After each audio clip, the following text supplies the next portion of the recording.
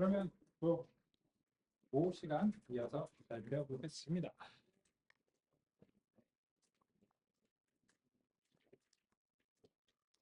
우리는 이제 어제는 이제 신경망 리뷰를 했는데 이제 어제 눈이 위에서 이제 쌓아 올린 멀티레이어 퍼셉트론을 한번 활용을 해봤습니다.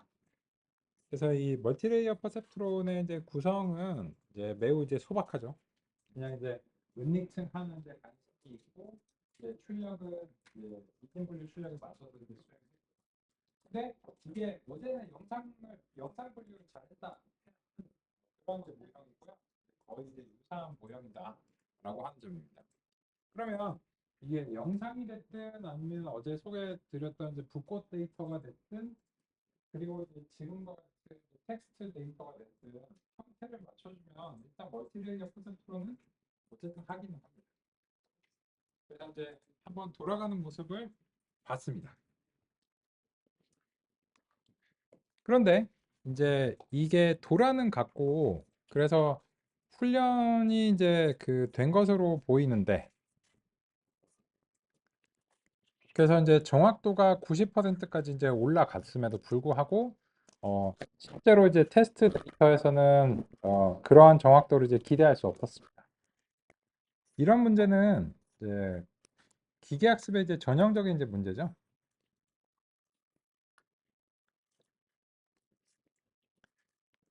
이 성능의 삼축이라는 말을 이제 제가 만들었는데요. 결국 성능의 원인은 데이터와 알고리즘과 이제 설정의 조합입니다. 그리고 이제 그 조합에 따라서 이제 이게 최적화가 되는 것이 중요하고 그리고 이제 새로운 데이터에 대한 이제 적응 능력을 이제 평가하는 것이 중요한데 요거는 이제 간단하게 리뷰해 보겠습니다. 기계학습 모델을 평가할 때는 결과적으로 두 가지 지표를 동시에 살펴봅니다. 기계학습은 먼저 주어진 훈련 데이터에 대해 가능한 높은 성능을 발휘해야 합니다. 즉, 일단 모의고사를 잘 보는 것이 우선입니다. 훈련 데이터에 대해 기계학습 모델이 맞춰지는 과정을 최적화라고 하겠습니다. 그런데 알고리즘인데도 봤던 데이터에 대해 100점을 맞지 못할 수 있습니다. 각 모델의 학습 알고리즘의 특성에 따릅니다. 만약 훈련 데이터에 대해 성능이 좋지 않다면, 즉 최적화에 실패한다면 그러한 상태는 과소적합이라고 합니다. 최적화를 완벽하게 수행해 훈련 데이터에 대한 성능이 1.0, 즉 모의고사 100점을 받는 것은 좋은 일입니다. 그런데 최적화만을 잘 수행한다고 해서 기계학습 모델의 목표가 달성되었다고 하기 어렵습니다. 기계학습 모델은 궁극적으로 새로운 데이터에 대해 활용하기 위해 훈련합니다. 그래서 새로운 데이터를 대표하는 시험 데이터에 대해서도 동시에 좋은 성능을 발휘해야 합니다. 새로운 데이터에 대한 적응 능력은 일반화라고 하겠습니다. 만약 훈련 데이터에 대한 성능과 비교해 시험 데이터의 성능이 그에 못 미친다면 이것은 문제입니다. 즉, 모의고사를 잘 본다고 해도 결국 수능에서 모의고사만큼 잘해야 의미가 있는 것입니다. 훈련과 시험 데이터 성능의 차이가 많이 벌어지는 경우는 과적합 또는 과대적합이라고 합니다. 훈련 데이터에 과하게 최적화되어 일반화 성능에 부정적인 영향을 미치는 상황입니다. 정리하자면 기계학습 모델은 최적화에 성공하면서 동시에 일반화 성능도 좋아야 의미가 있습니다. 종종 최적화는 완벽하지만 일반화에 실패하는 경우가 많습니다. 기계학습 모델에 따라서는 완벽한 최적화를 무조건 보장하는 경우가 있습니다. 하지만 그러한 것이 일반화까지 완벽하게 된다는 것을 의미하지는 않습니다. 일반화 성능은 반드시 시험 데이터로 평가해서 살펴봐야 합니다. 이러한 현상이 발생하는 이유는 크게 두 가지인데 첫 번째는 모델의 표현력이고 두 번째는 데이터의 규모입니다. 모델의 표현력이 부족하면 과소적합이 발생하고 과하면 과적합이 발생합니다. 데이터가 너무 작은 경우에는 과적합이 주로 발생합니다. 그러면 이거는 이제 기계학습의 일반적인 문제죠. 그렇잖아요. 그죠? 만약에 이제 훈련 데이터를 잘 못해요. 연습 문제를 못하는 거니까 연습 문제를 못하는데 수능 가봤자 아무 의미가 없잖아요.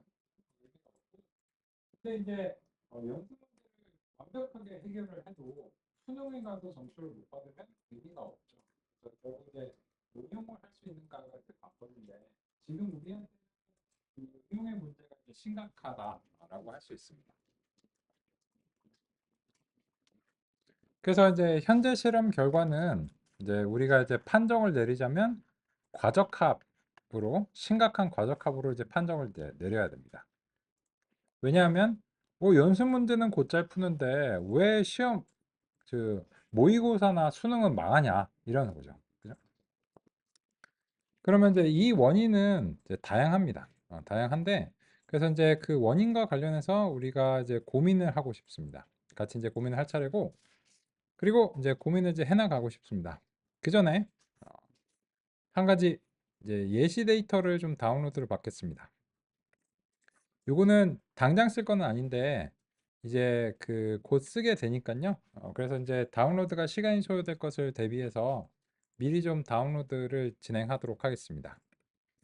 공유 폴더 링크.txt에 많은 것들이 담겨 있죠. 그래서 이제 보시면 예시 데이터 셋이라고 하는 링크가 준비가 되어 있고요. 요거는 뭐 일부러 짧은 URL로는 안 만들었습니다. 뭐 여기서 그냥 복사 붙여넣기 하시면 되는 거니까. 그래서 요 링크를 이동을 해 보시면 다음과 같이 이제 제가 제 강의들에서 이제 진행하는 예시 데이터 셋들을 이제 모아놨습니다. 요거를 그 전체 다운로드 하실 필요는 없어요. 이게 다 쓰이는 건 아니고 뭐 영상 쪽에서 쓰이는 것도 있고 뭐 한데 제가 이제 각각 따로 관리하는 게 좀 불편하고 또 가끔씩은 서로 이제 다른 과정인데도 가끔씩 이제 필요해서요. 그냥 한 대 모아놨습니다. 그래서 이제 지금 다운로드 받으시는 것을 권장하는 거는 첫 번째로는 요 세종이라고 하는 걸 한번 다운로드 받겠습니다. 요게 이제 한 300메가 정도 이제 되는 이제 크기인데요. 요거는 이제 요 파일을 그 마우스 오버를 하신 다음에 보시면 이제 다운로드 버튼이 이제 요 인터페이스가 요쪽에 이제 생기고요. 그래서 이제 개별 파일을 다운로드 받으시는 게 가능합니다. 그렇고요. 그래서 이거는 당장 사용할 건 아닌데 우리가 이제 아마 그 오후 후반부쯤에는 사용하게 될 수 있어서요. 그래서 이제 지금부터 이제 다운로드를 이제 해놓겠습니다. 여유롭게. 그죠?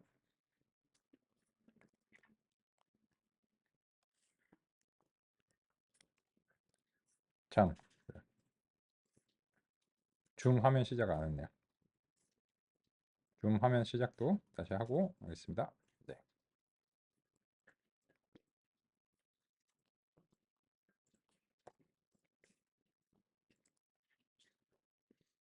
그래서 이거는 이제 그 지금 이제 시작을 해가지고 뭐 다음 시간 이후에 한번 이제 다운로드 이제 전체적으로 다 되신 걸 이제 확인하면서 요 데이터를 이제 준비하도록 하겠습니다. 그렇고요. 아직 사용할 건 아니니까 여유롭게 이제 생각하시면 되겠습니다. 그러면 이제 이 문제를 해결하기 위해서 우리가 이제 좀 고민을 이제 해보겠습니다. 첫 번째로는 이제 이 문제와 이제 관련해서 우리가 이제 고려할 만한 것이 아까 이제 문서의 최대 길이가 혹시 문제가 되는 것이 아닌가에 대해서 한번 이제 생각해 보겠습니다. 왜 그런가 하면 아까 이제 우리가 관찰을 했을 때 이 텐서를 만들기 위해서 패드 시퀀스를 이제 수행해 줬는데 문서 최대 길이를 이제 훈련 데이터의 최대값보다 조금 더 줬어요. 그러다 보니까는 이제 많은 경우에 대체로 0으로 채워지는 이런 문제가 있습니다.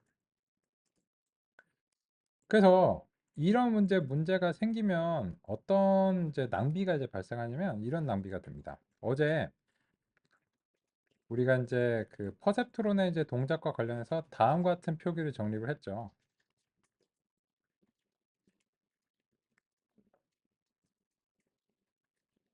그런데 이제 입력을 이런 식으로 이제 주면 그 각 퍼셉트론들은 요 각각의 가중치에 대해서 이렇게 이제 각각의 입력에 대응하는 가중치가 이렇게 이제 생기고 얘도 이제 N개가 생기게 됩니다. 근데 문제가 뭐냐면 얘네들은 뭔가 의미가 있는 무언가여야 돼요. 근데 거의 대부분은 비어있는 0들을 전달을 해주고 있습니다. 거의 대부분. 아주 드물게 정말 뭐 영화 성론이나 이런 것만 이게 되게 길고 거의 대부분은 한 200여 자 정도에서 평균적으로 잘립니다.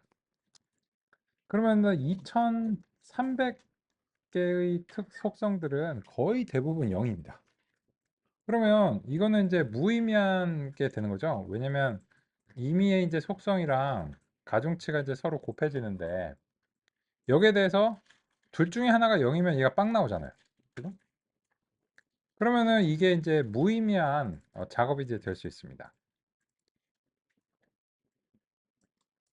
그래서 이 매개 변수를 이제 봤을 때 우리가 이 모형을 살펴보면 매개 변수가 이제 많지만 이 매개 변수들 대부분이 사실상 낭비가 되고 있는 상황입니다. 그죠? 그런데 이제 아까 이제 이 과적합의 원인과 관련해서 이 모형의 이제 표현력이 원인인 경우가 이제 많다 이렇게 이제 말씀드렸는데 이 신경망에서 이제 표현력은 어떻게 이제 결정이 되는가? 그 점을 이제 우리 같이 한번 통찰해 보겠습니다.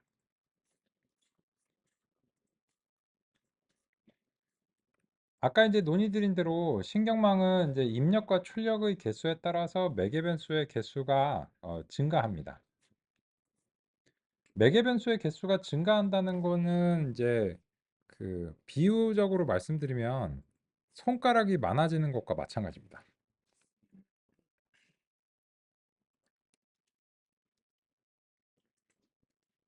신경망은 다른 기계학습 모델들과 달리 은닉층을 구성해야 합니다. 이러한 작업을 신경망 설계라고 하겠습니다. 다른 기계학습 모델의 경우는 대체로 하이퍼 파라메터 튜닝으로 표현력을 조절합니다.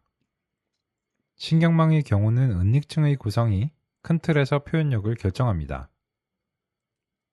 계층을 추가하는 것은 좀 더 고도한 작업이라 튜닝이라는 단어보다는 설계라고 하겠습니다.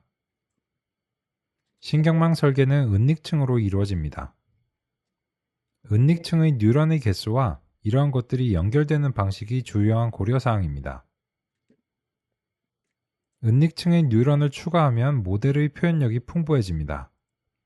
사실 은닉층 하나만 있어도 뉴런을 충분히 추가하면 어떤 데이터든 완전하게 표현하는 것이 가능합니다. 즉, 은닉층 하나만 있어도 뉴런이 충분히 많으면 훈련 데이터에 대해서는 100%의 성능을 내는 것이 가능합니다. 만약 그렇다면 더 이상 고민할 필요가 없다고 생각할 수 있습니다.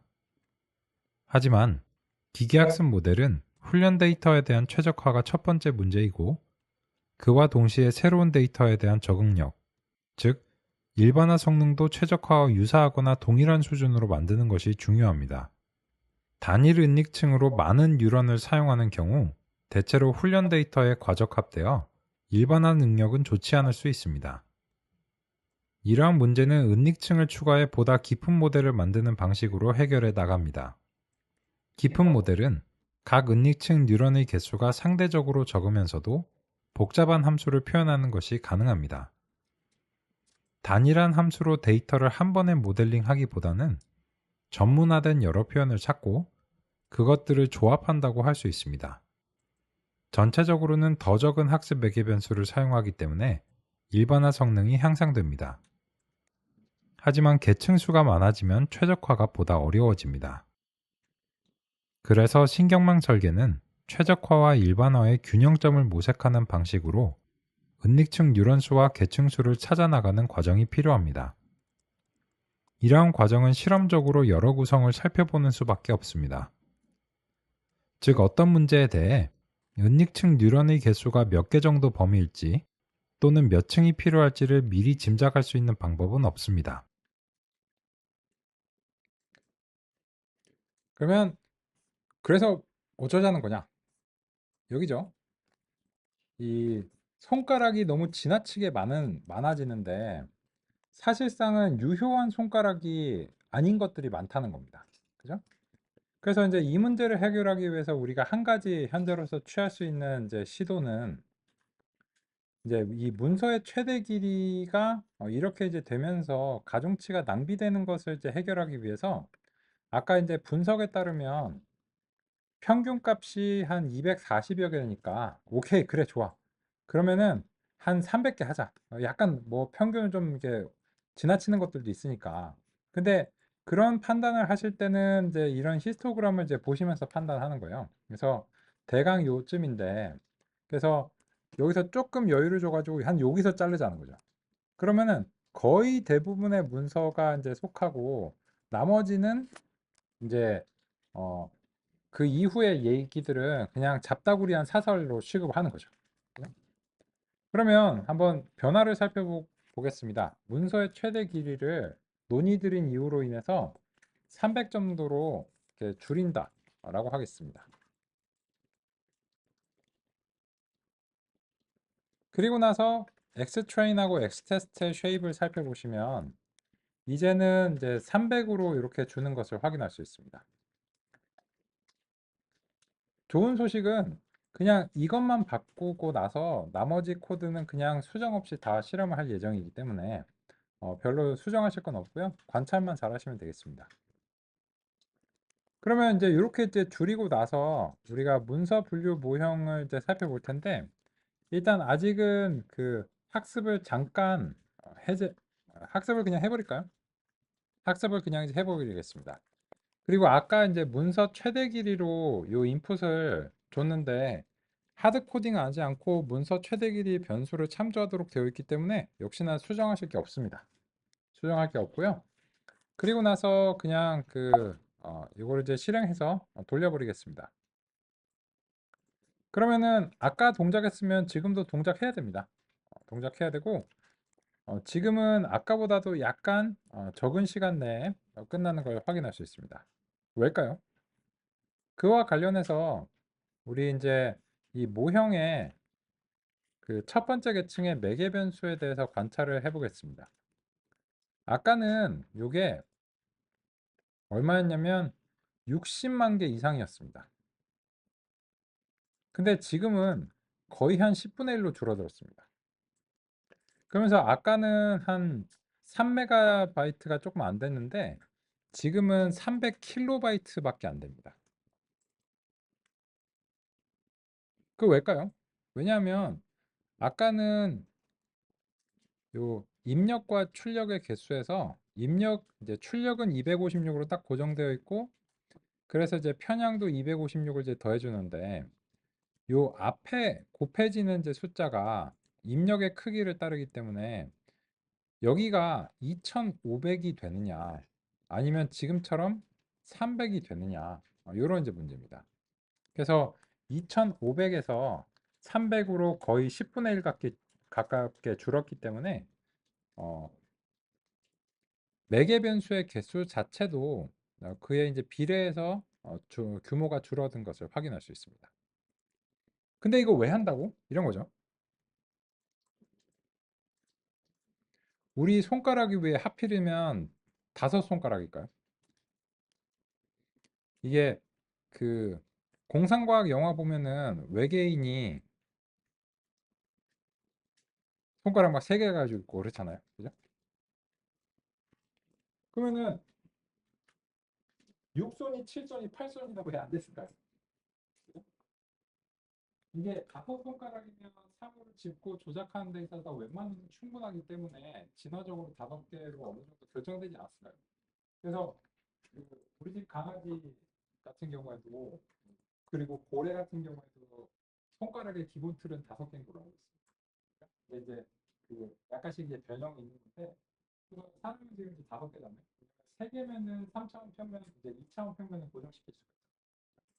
그래서 그리고 나서도 이제 조금 추가적인 이제 조정이 필요하니까 두개가 돼 있잖아 싶은데 3개면 약간 모자랄 수도 있다. 근데 외계인은 손가락 3개, 팔이 4개일 수도 있는 거죠. 예를 들자면 그 방식은 이제 진화의 과정을 따르는 거죠. 근데 이제 이 진화가 어쩌면 수학적인 최적화의 과정의 일부라고 할 수 있으니까 그 세상과 상호작용하는 최적화의 선물이죠. 근데 뭐 그런 거 찾으시고. 여기서 매개 변수의 개수가 각각 10배가 많다는 건 손가락이 지나치게 많습니다. 근데 과연 그렇게 손가락이 많은 게 이 문제를 해결하는 데 있어서 좋겠냐? 결과적으로는 과적합이 심하게 발생하면서 그냥 비용만 증가했지 구체적인 결과 없는 사업도 그런 경우가 있죠. 그러면 안 되겠지만 이게 그 예산을 많이 쏟아 부었는데 이게 결국 효과가 없어.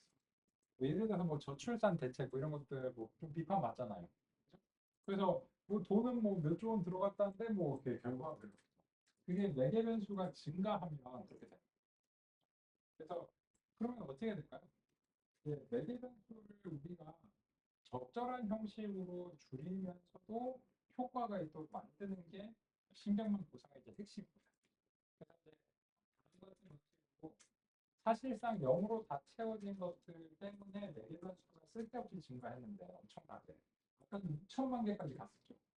거의 100메가 가까운 그런 그 용량을 가지는 모델까지 갔다가 지금 그나마 줄어들었는데 볼까요? 결과는 어떤가요? 그래서 이제 그 보시면 애큐러시가 아까에 비해서 현저하게 낮아요. 한 마이너스 10점 정도 이제 낮고요. 그죠? 근데 밸리데이션 애큐러시는 꿈쩍을 안 합니다. 뭐 그래서 오케이 과적함은 줄었는데 우리가 방향 이런 게 아니었어요. 과적함이 둘 차이의 격차인데 이 둘 차이의 격차가 아까 40점 나다가 지금은 30점 나니까 따지자면 과적함의 개선은 맞아요. 따지자면. 근데 우리가 바라는 방향은 이 검증 손실이 올라와서 이제 위로 올라붙어서 되는 걸 말하는데 그렇지 않았죠? 그래서 이제 이거는 실질적으로 이 문제를 해결하는 이제 방향성이라고 보기 어렵죠. 그럼 왜 얘기 왜 했어? 그래서 우리가 이제 고민을 하고 있는 건데 이게 이제 자율 처리 쪽에서 이제 고민의 이제 시작입니다. 그러면 이 문제를 이제 해결하기 위해서 우리는 다음으로는 뭘 의심해야 될까요?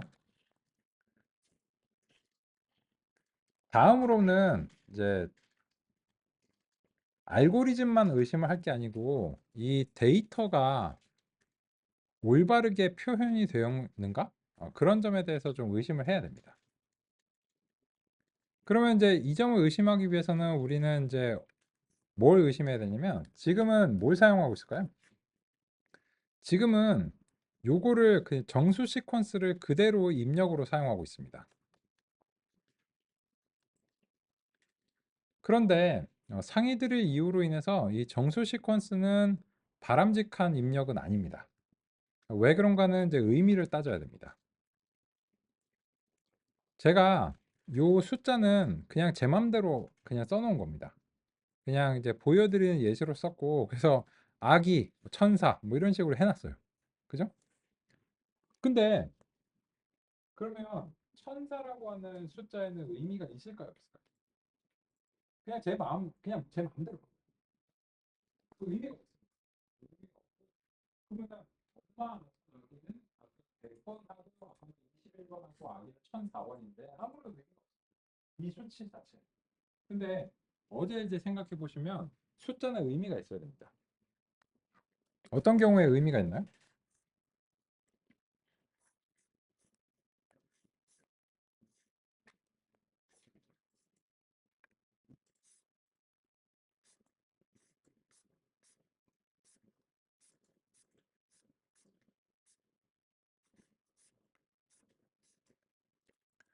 어제 같은 경우에 우리가 이제 붓꽃 데이터에 대해서 이제 살펴보면 이 붓꽃의 꽃받침의 높이와 너비, 꽃잎의 높이와 너비 이런 식으로 뭔가 의미가 있는 숫자여야 돼요. 근데 지금은 그냥 컴퓨터에서 사용을 해야 되기 때문에 그냥 아무 숫자로나 변환을 한 겁니다. 그런데 지금의 경우에는 약간의 의미는 있습니다. 이게 무슨 말인가 하면 지금 현재 그 우리가 이제 획득한 단어 색인을 이제 살펴보겠습니다. 아까 이제 단어 색인을 살펴보시면 이런 식으로 이제 나오는데 여기서 이제 34,701번 이런 것들이 이제 있죠. 이거를 어떤 의미가 있냐면 sort values를 이제 통해서 추가적으로 이 코드를 다시 한번 이제 실행해 보겠습니다. 그러면 the and of to 이런 것들이 이제 그 1, 2, 3, 4, 5번을 차지합니다.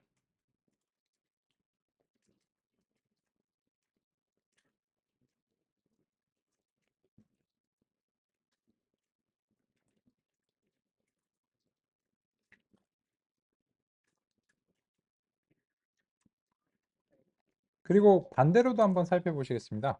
이 sort value에서 이게 기본적으로는 이제 오름차순 정렬이 이제 되는데요. 그래서 ascending true가 이제 기본값입니다. 근데 이 ascending을 false로 하면은 내림차순이 됩니다.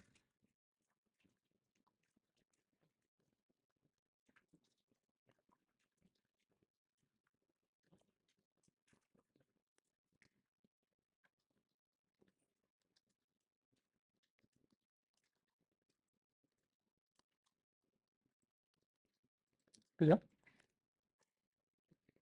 그러면 아까 보시면 이제 이 단어 색인에서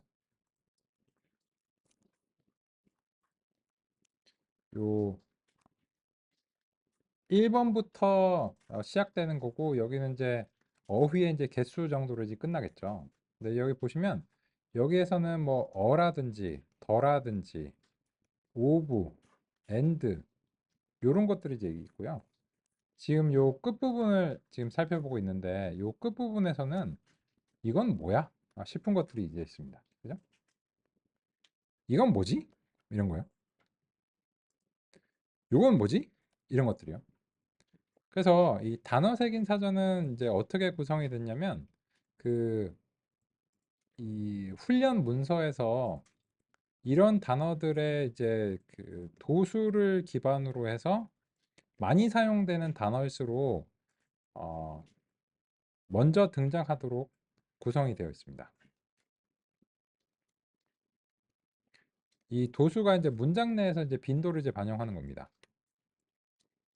그런데 이런 도수라고 하는 것은 이제 많이 등장했다는 것의 의미를 반영할 수는 있죠. 많이 반영할 수 있는데 이런 어떤 이런 점들이 과연 영화 리뷰를 분류하는 데 있어서 도움이 될 것인가가 이제 의문스럽습니다. 그럼 어떻게 해? 그래서 이제 이전과 관련해서는 우리가 이 의미가 적절한 형태로 표현을 이제 바꿔줘야 되는데 그 점에 대해서 같이 한번 얘기를 해보겠습니다. 그래서 우리 이제 이번 시간의 주제는 어, 단어 뭉치로 잡겠습니다.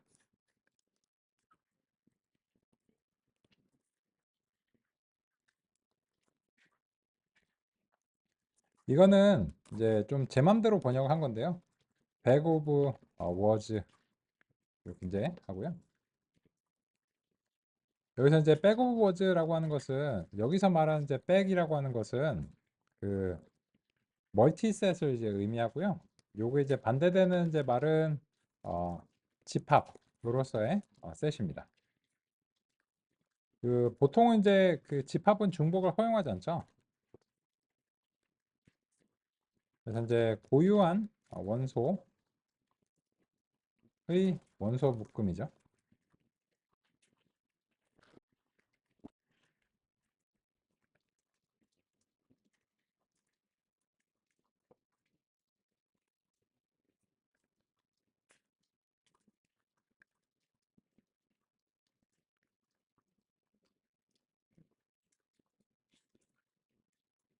그러면 이제 이게 무슨 소린가 좀 같이 이제 살펴보겠습니다. 예를 들어서 이제 우리가 예문을 하나 이제 구성하겠습니다. 예문 이제 나는 너를 사랑하는데 너도 나를 사랑하니? 라고 이제 물어본다고 이제 하겠습니다.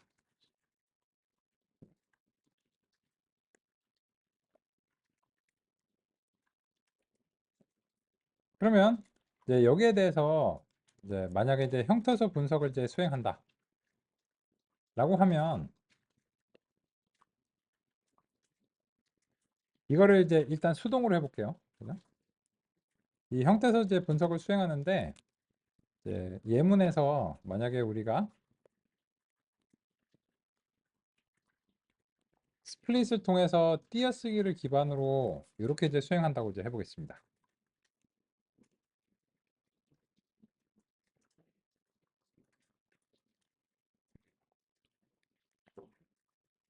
요 스플릿은 기본적으로는 공백을 기반으로 수행하기 때문에 이렇게 잘라줍니다.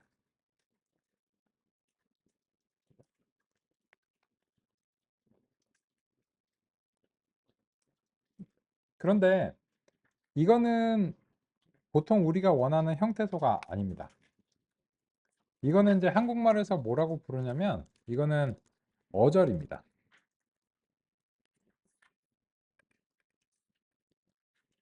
그래서 이런 식으로 자르면 어절 목록이 됩니다.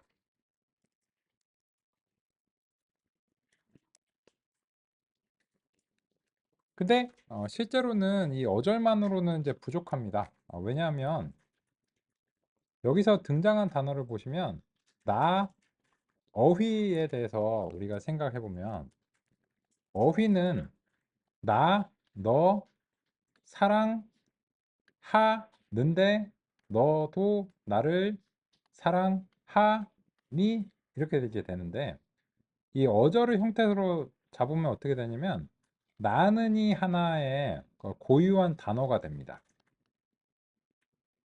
근데 나를이라고 하는 단어는 사실상 그냥 조사가 붙어서 약간 뉘앙스가 변형된 것인데 어쨌든 표기가 다르면 얘네들을 서로 다른 것으로 인식합니다. 이렇게 되면 우리가 수많은 조사가 붙어서 이제 수많은 변형들이 되는데 그게 모두 고유한 단어가 돼버리는 겁니다. 그러면은 이 어휘가 제대로 구성될 수가 없습니다. 따라서 이제 여기에 대해서는 이제 형태소 분석이 수행되어야 하는데 형태소 분석은 의미를 알아야 됩니다. 이 문법적인 구조를 알고 있어야 돼요. 영어 같은 경우에는 I love you죠. 근데 you love me죠. 그죠? 그래서 이제 이런 식으로 이미 다 띄어져 있기 때문에 영어 같은 경우에는 스플릿을 통해서 해도 상당히 많이 할 수 있어요. 상당히. 근데 영어의 경우에도 러브랑 러빙이랑 러브드랑 그죠? 이런 게 이제 다르잖아요. 그리고 이제 I가 미로 바뀌는 이제 불규칙한 변형들이 있는데 U는 어디 있어도 U잖아요. 그죠? 근데 이제 U 같은 경우에도 이제 yours 뭐 이런 식으로 your 뭐 이런 식으로도 바뀌잖아요. 그래서 영어도 비슷한 고민이 있긴 있습니다. 있는데 한국어는 특히나 이제 조사가 발달한 언어이기 때문에 여기에 대해서 이제 형태소에 대한 고민이 있습니다. 그래서 이 형태소 이제 분석을 수행하는 것과 관련해서는 우리가 이제 소프트웨어를 도입할 건데 지금으로서는 그냥 수동으로 해볼게요. 그래서 이제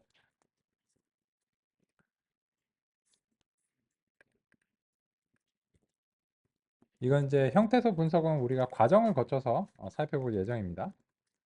그러면 이제 형태소 목록은 좀 다르다는 거죠. 나하고 는, 너를 이게 자동 완성이 형태소 분석을 사실상 해주고 있죠. 이게 형태소입니다. 왜냐하면 형태소의 이제 기준이 뭔가 하면은 형태소는 의미가 분해하지 않는 최소 의미 단위입니다. 우리말로는 형태소라고 부르고 영어에서는 이제 토큰이라고 부르고 있습니다.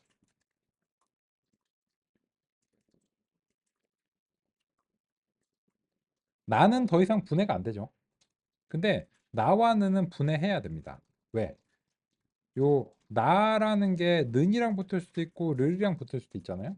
그래서 이제 또 는은 뭐 성주는 이런 식으로 다른 명사랑 붙을 수 있기 때문에 얘는 이제 독립적인 의미를 가지고 있습니다. 근데 사랑을 쪼갤 수 있나요? 사랑을 쪼개는 건 가슴 아프죠. 그죠? 사랑은 쪼갤 수 없죠. 그죠? 왜냐면 그 의미적으로도 사랑을 쪼개면 안 될 것 같고요. 형식적으로도 사랑의 글자에서 사와 랑을 쪼개면 사라고 하는 건 아무 의미가 없습니다. 사랑의 반이 아니에요. 그죠? 쪼개진 사랑은. 그래서 얘는 더 이상 쪼갤 수 없기 때문에 사랑은 이제 같이 붙어 있어야 되고요. 하는요.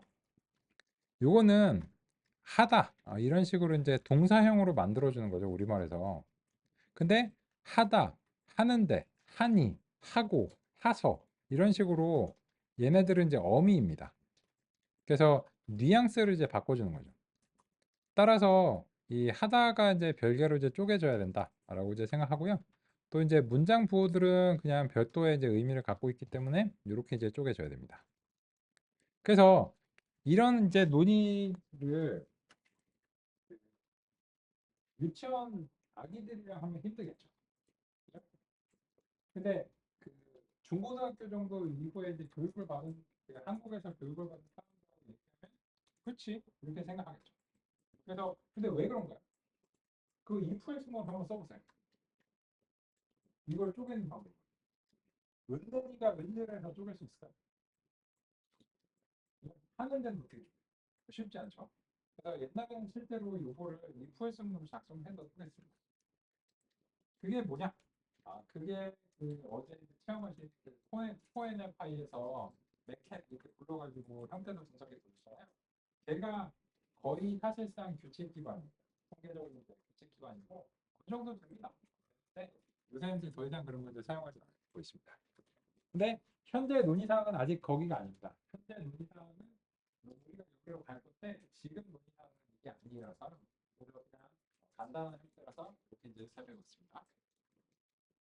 그러면 이제 두 번째로 아까 단어 색인을 우리가 수집하기 위해서 한번 노력해 보겠습니다. 그러면 어떻게 하냐면 이 형태소 목록에서 어휘 집합을 이제 생성해야 됩니다. 어휘 집합은 여기서 그 자동 완성 제한이 잘 됐는데 그야말로 형태소 목록의 집합입니다. 즉 이런 거죠. 어휘 집합은 너와 나가 두 번 이상 등장해도 얘는 집합이기 때문에 어쨌든 그냥 한 번만 등장합니다. 그죠? 그래서 형태소 목록은 아까 논의드린 100입니다. 요 100이라고 하는 것은 이제 수학에서 멀티셋을 이제 뜻하고요. 중복을 허용합니다.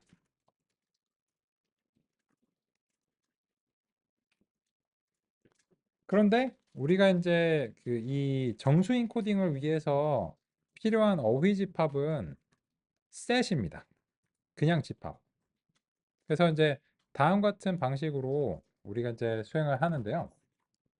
그러면 아까 스타일로 우리가 어휘를 이제 생성하기 위해서는 이제 이 어휘 집합을 어떻게 이제 형성하는 게 좋냐면 이 펜다스의 시리즈로 한번 만들고 이 시리즈로 도수를 좀 집계를 하겠습니다. 펜다스 시리즈로 형태소 목록에 이제 밸류 카운트를 이제 수행해 보겠습니다.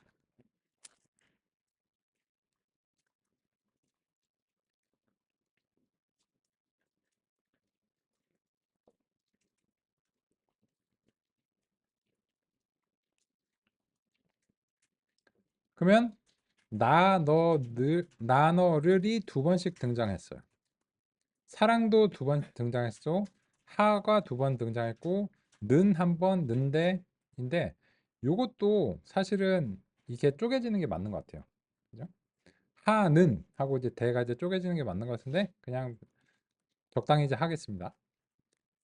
그러면 이 형태소 목록에서 이제 보시면 요 순서가 아까 단어 색인의 이제 순서입니다.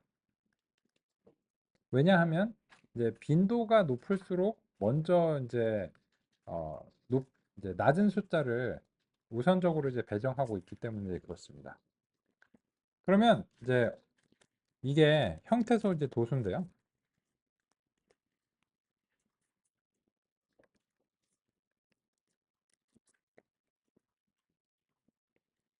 이 형태소 도수에서 색인을 리스트로 이제 만들면 그러면 아까처럼 어휘 집합이 형성이 되는데 다만 이 정렬 자체가 도수 기반이 됩니다.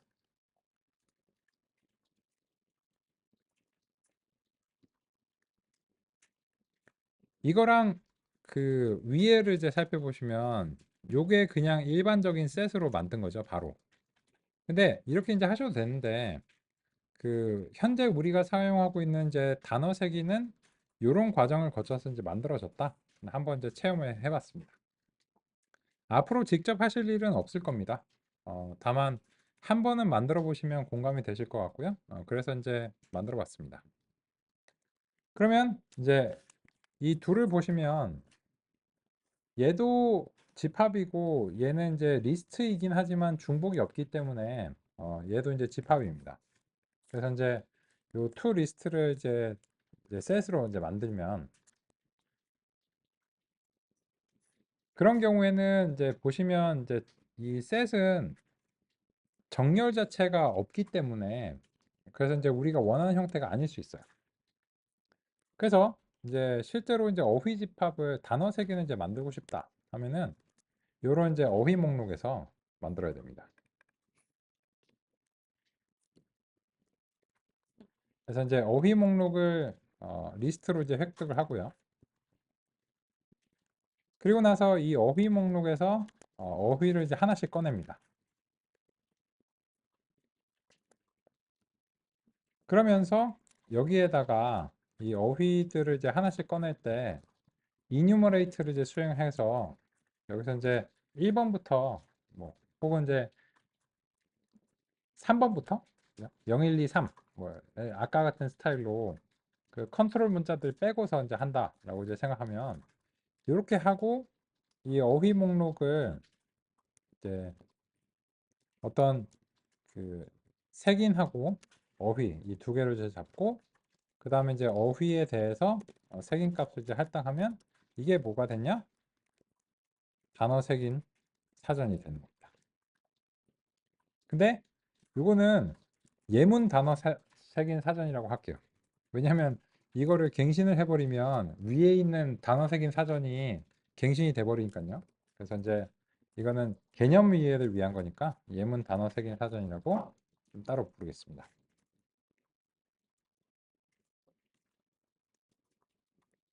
여기에다가 이 예문 단어 색인 사전에 우리가 이제 컨트롤 문자를 이제 그 구성을 이제 해준다면 그죠?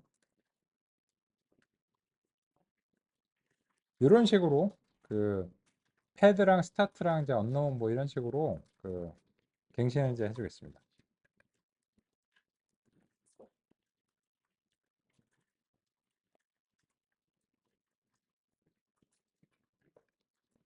그리고 나서 이제 예쁘게 보기 위해서 예문 단어 색인 사전을 이런 식으로 이제 만들어 보겠습니다.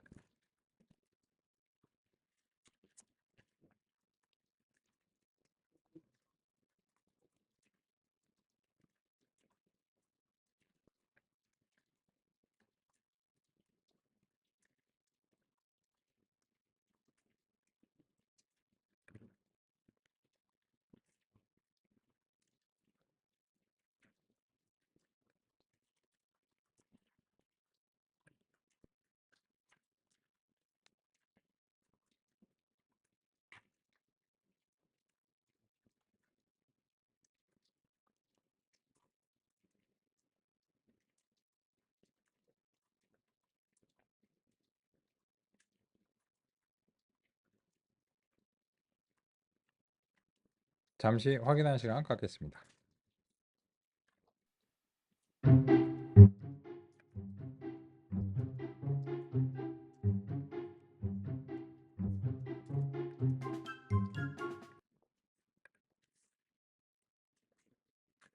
그러면 같이 한번 이제 살펴볼 텐데요.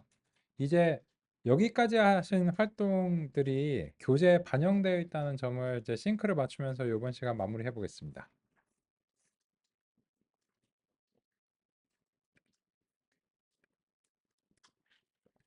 61페이지 하단에서부터 이제 시작하는 어떤 단어가 많이 쓰였는가?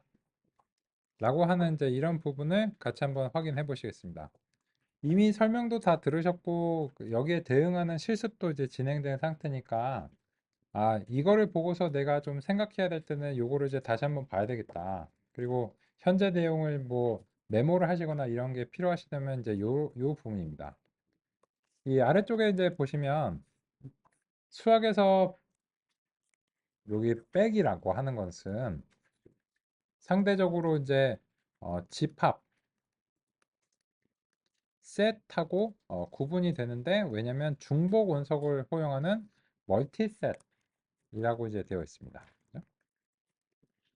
그래서 이제 이 부분과 이제 관련해서 우리가 이제 형태소 분석을 이제 수행을 이제 했는데 여기서 그 저자 같은 경우에는 다음 페이지에 보시면 그림 2-1번에서 이제 어떤 이제 문서가 있고 그 문서에 대한 이제 형태소 집합입니다. 형태소 집합은 아니고 형태소 100이라고 불러야 되겠네요. 그죠? 근데 이 100이라고 하는 단어가 뭐 멀티셋 이런 식으로 번역이 별로 없어서요. 저는 그냥 뭉치라고 부를게요. 뭉치. 그죠?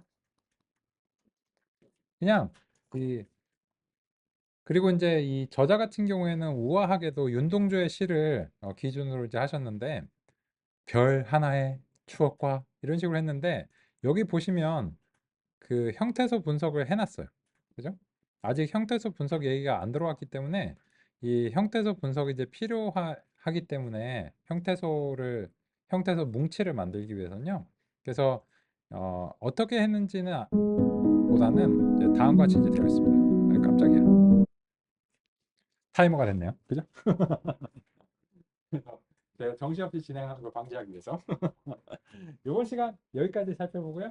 다음 시간에 이어서 해당 부분 알아보고 또 추가로 진행하겠습니다. 쉬는 시간.